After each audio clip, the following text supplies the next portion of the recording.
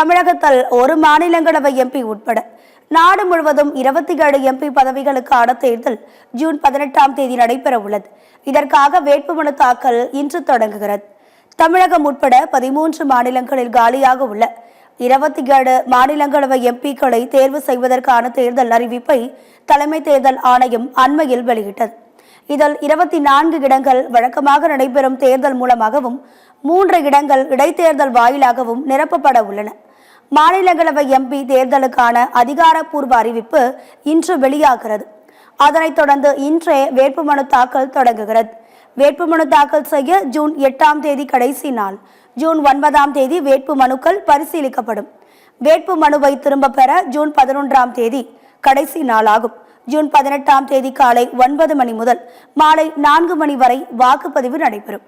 அன்றைய தினம் மாலை 5 மணிக்கு வாக்குகள் எண்ணப்பட்டு முடிவுகள் அறிவிக்கப்படும். தமிழகத்தில் ஆளும் கட்சியான தவேகா கூட்டணி கட்சிகள் பெரும்பான்மை பலத்துடன் இருப்பதால் ஒரு காலி இடத்தை எளிதாக கைப்பற்றும். அந்த இடத்துக்கு தங்கள் கட்சியில் சார்பில் வேட்பாளரை நிறுத்தலாமா அல்லது கூட்டணி கட்சிகள் சார்பில் ஒருவரை நிறுத்தலாமா என தவேகா தலைமை தீவிரமாக ஆலோசித்து வருவதாக கூறப்படுகிறது.